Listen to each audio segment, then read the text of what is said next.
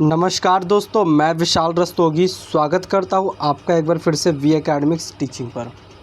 इस वीडियो में हम पढ़ने वाले दिल्ली डीएलएड एंड डीपीएससी का जो एंट्रेंस एग्ज़ाम है उसमें इकोनॉमिक्स का 13 चैप्टर रोज़गार में वृद्धि और बदलती संरचना। इससे पहले मैं 12 चैप्टर तक वीडियो बना के अपलोड कर चुका हूँ, तो उसको आप जाके ज़रूर देखिएगा। तो चलिए ये शुरू करते हैं और जानते हैं कि आज के दिनों में पिछले कुछ वर्षों में जो भारत में रोज़गार की क्या स्थिति रही है। तो भारत में रोज़गार की वृद्धि की अगर बात करें तो भारत में पिछले कुछ दशकों से जो रोज़गार में लगातार वृद्धि हो रही है। 2000 अगर बात करें 2012-13 की, तो भारत में 45.9 करोड़ से बढ़कर जो हमारा रोज़गार था 2021 में 50.7 करोड़ हो गया है। ठीक है, तो आप देख सकते हैं ऑलमोस्ट हम कह सकते हैं कि 5 करोड़ के आसपास की वृद्धि हुई है रोज़गार के अंदर।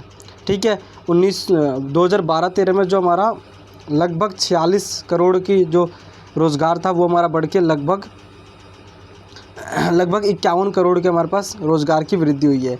और ये वृद्धि मुख्य रूप से सेवा क्षेत्र में हुई है, सर्विस सेक्टर में हुई है, जो हमारा तृतीयक क्षेत्र होता है रोज़गार का, उसमें हुई है। ठीक है, अगर हम बात करें रोज़गार में वृद्धि के कारण की, तो कौन कौन से ऐसे कारण हैं जिसमें रोज़गार की वृद्धि हुई है भारत में। तो उसमें हमारा आर्थिक कारक आता है। भारत की अर्थव्यवस्था जो अर्थव्यवस्था है वो पिछले कुछ दशकों से बहुत तेज़ से बढ़ी है। ठीक है, तो आप लोगों को पता है कि आज के टाइम में जो भारत की अर्थव्यवस्था है वो दुनिया की 5वीं सबसे बड़ी अर्थव्यवस्था है और 3.5 ट्रिलियन इकॉनमी है हमारी। ठीक है, तो एक हमारा आर्थिक कारण है जिसकी वजह से रोज़गार में वृद्धि हुई है। दूसरा, इस वृद्धि के लिए नए रोज़गारों का सृजन हुआ है। आज के टाइम में कई ऐसे नए रोज़गार आए हैं हमको देखने को मिल रहे हैं। जैसे अगर हम सेवा क्षेत्र की बात करें तो उनको बहुत रोज़गार मिल रहे हैं, जैसे एआई से संबंधित जो रोज़गार हो गए। ठीक है, इसके साथ साथ आप देख सकते हो कि हमारा जो सॉफ्टवेयर डेवलपमेंट का, ये भी हमारा आज के टाइम पिछले अगर 1-2 दशकों की बात करूँ मैं 10-20 सालों में, तो आपको देखोगे 4G आ गया है, 5G आ गया है। ठीक है, तो इसकी वजह से हमारा रोज़गार में वृद्धि हुई है। सेवा क्षेत्र में सेवा क्षेत्र का विस्तार हुआ है। भारत में जो सेवा क्षेत्र है वो तेज़ी से विस्तार हुआ है इसका, और इसमें बड़ी संख्या में रोज़गारों का सृजन हुआ है। सरकार ने भी बहुत पहल उठाई है, ऐसे कदम उठाए हैं जिसकी वजह से रोज़गार में वृद्धि हुई है। पहला भारत सरकार ने क्या किया, इसमें प्रधानमंत्री कौशल विकास योजना, ठीक है, ये एक योजना चलाया है, प्रधानमंत्री विकास कौशल योजना। इसके साथ साथ राष्ट्रीय ग्रामीण आजीविका मिशन और स्टार्टअप इंडिया जैसी कई सारे ऐसे, डिजिटल इंडिया हो गया हमारा, ये कुछ प्रोग्राम चलाए गए गवर्नमेंट ऑफ इंडिया के द्वारा, जिससे रोज़गार में वृद्धि हमको देखने को मिलती है। ठीक है, भारत में रोज़गार की संरचना कैसी है।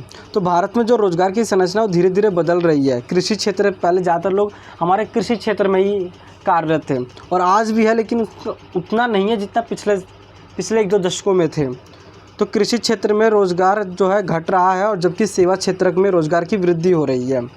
2020-21 में जो सेवा क्षेत्र हो, कृषि क्षेत्र था, उसमें रोज़गार का प्रतिशत कितना था, 41.4%, जबकि सेवा क्षेत्र का है हमारा 44.5%। ये हमारा, बाकी जो बच जाते हैं वो शेष हमारा 14% जो रोज़गार है वो हमारा अन्य क्षेत्रों में आ जाता है, जैसे हमारा द्वितीय क्षेत्र जिसमें हम मैन्युफैक्चरिंग करते हैं।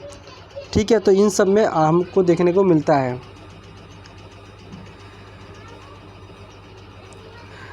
रोज़गार की जो हमको बदलती संरचना जो दिख रही है, आप देख रहे हैं कि लगभग जो 41% है रोज़गार है, 41% रोज़गार हमारे पास कृषि क्षेत्र में है और 44% रोज़गार हमको सेवा क्षेत्र में देखने को मिलता है। तो ये जो वृद्धि हुई है सेवा क्षेत्र में रोज़गार की, इसका कारण क्या है। तो पहला जो कारण है वो तकनीकी परिवर्तन है। ठीक है, कई सारी ऐसी तकनीक आई है जिसने उद्योगों का स्वचालन हो गया है। तकनीकी परिवर्तन के कारण जो उद्योग है वो खुद ही अपने आप, वहाँ पे लेबर की ज़रूरत नहीं पड़े, खुद ही स्वचालित हो जा रहे हैं। इसमें कृषि और उद्योग दोनों क्षेत्र में रोज़गार के अवसरों में कमी आई है, जिसकी वजह से क्या हुआ कि जो कृषि और रोज़गार का जो क्षेत्र उद्योग है, उद्योग क्षेत्र का manufacturing sector and agriculture sector है, वहाँ पे हमको रोज़गार में कमी देखने को मिली है तकनीक की वजह से। शहरीकरण भी एक कारण है जिसकी वजह से भारत के ज़्यादातर लोग हैं वो शहरों की ओर पलायन हो रहे हैं या अग्रसर हो रहे हैं, और शहरीकरण बहुत तेज़ी से फैल रहा है, जिसमें लोग कृषि क्षेत्र को छोड़कर सेवा क्षेत्र की ओर पलायन कर रहे हैं।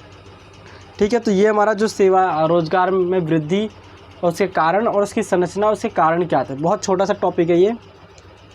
ऐसे कुछ MCQ क्वेश्चन देख लेते हैं हम। भारत में रोज़गार की वर्तमान में क्या स्थिति हमको देखने को मिलती है? क्या रोज़गार में बढ़ोतरी हो रही है, घट रहा है, स्थिर है या फिर अनिश्चित है? तो इसका क्या आंसर है हमारा ए, भारत में रोज़गार में लगातार परिवर्तन होता जा रहा है, वृद्धि हो रही है।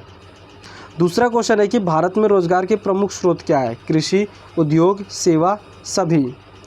तो उदाहरण है, आंसर है इसका सभी। ये सभी ऐसे क्षेत्र का जहाँ पे भारत के लोगों को रोज़गार के अवसर उपलब्ध होते हैं।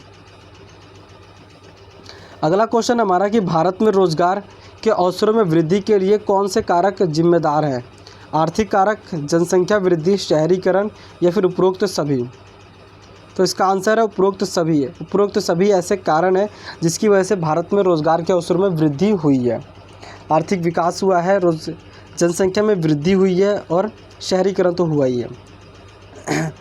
भारत में रोज़गार के अवसरों में कमी आने के कारण क्या प्रमुख कारण है? स्वचालन, वैश्वीकरण, औद्योगिकरण, उपरोक्त सभी। तो इसका आंसर क्या? उपरोक्त सभी। ये सभी कारण है जिसकी वजह से रोज़गार के अवसरों में हमको कमी देखने को मिलती है। स्वचालन की वजह से कई सारी ऐसी बड़ी बड़ी फैक्ट्रियाँ जहाँ पे मशीनों के द्वारा काम कराया जाए, तो वहाँ पे लेबर की कमी हो जा रही है। वैश्वीकरण के कारण क्या हुआ है कि बहुत सारी कंपनियाँ आई है तो बहुत ही स्किल्ड वर्कर ढूंढती है, तो उनको स्किल्ड वर्कर जब नहीं मिल पा रहा तो वो लोग बेरोज़गार रह जा रहे हैं। औद्योगिकरण है ही और कारण हमारा रोज़गार में कमी का। भारत में रोज़गार संरचना में बदलाव के प्रमुख कारण क्या है? आर्थिक कारक, आर्थिक विकास, तकनीकी प्रगति, जनसांख्यिकी परिवर्तन या फिर उपरोक्त सभी? तो इसका आंसर उपरोक्त सभी कारण है जिसकी वजह से भारत में जो रोज़गार की संरचना उसमें बदलाव देखने को उनको मिल रहा है, चाहे वो आर्थिक विकास के कारण हो, तकनीक का आया है, तकनीकी का विकास या टेक्नोलॉजी का विकास हो, उसकी वजह से हमको मिल रहा है। जनसांख्यिकी जो जनसंख्या में उनको परिवर्तन देखने को मिल रही है उसकी वजह से हुआ है। भारत में रोज़गार संरचना में बदलाव के प्रमुख प्रभाव क्या पड़े हैं? आय असमानता में वृद्धि हुई है या फिर बेरोजगारी में वृद्धि हुई है या फिर सामाजिक अशांति फैली है, फिर उपरोक्त सभी? तो इसका आंसर हमारा उपरोक्त सभी। ठीक है, जो रोज़गार में संरचना में बदलाव आया है उसमें हमको आय असमानता देखने को मिल रही है। कुछ लोग बहुत ज़्यादा कमा रहे हैं तो कुछ कम कमा रहे हैं, तो उनके बीच एक आय असमानता आ जा रही है।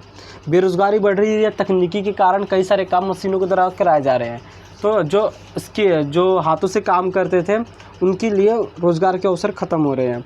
सामाजिक अशांति आ रही है। भारत में रोज़गार की स्थिति में सुधार के लिए प्रमुख उपाय क्या हो सकते हैं? शिक्षा और कौशल का विकास करें तब रोज़गार की स्थिति में सुधार हो, या फिर उद्यमिता को बढ़ावा दें, बुनियादी ढांचे में निवेश करें या फिर उपरोक्त सभी? तो इसका आंसर क्या है? उपरोक्त सभी। यानी हम ये सब काम करके अपने भारत में रोज़गार में जो कमियां हैं उसको रोज़गार के अवसर में जो वृद्धि कर सकते हैं। शिक्षा और कौशल में जब पैसे का विकास करेंगे, इन्वेस्टमेंट करेंगे, तो हमारे पास स्किल्ड एंड नॉलेजेबल वर्कर्स आएंगे। उद्यमिता, एंटरप्रेन्योरशिप जो माइंडसेट चलता है हमारा, स्टार्टअप, ये जब करेंगे तभी, क्योंकि हर किसी को नौकरी मिले ज़रूरी नहीं है। ठीक है, तो नौकरी देने वाला भी होना चाहिए, तभी तो नौकरी को ले पाएगा। बुनियादी ढांचा जो हमारा सड़क है, इंफ्रास्ट्रक्चर बेसिकली, ठीक है, बिजली पानी हो गया। एक उद्योग को क्या चाहिए कि उसको बिजली मिल जाए, पानी मिल जाए टाइम पे, सड़क सुविधा अच्छी मिल जाए। ठीक है, तो ये कुछ उपाय हैं जिसके हम भारत में रोज़गार की जो स्थिति से सुधार ला सकते हैं।